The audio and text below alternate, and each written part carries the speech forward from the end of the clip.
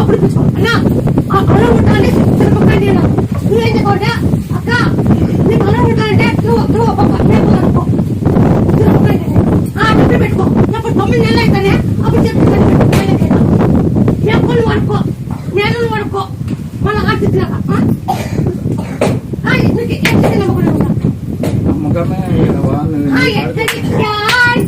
YouTube లో చూసి నమ్మకంతో వచ్చినాను.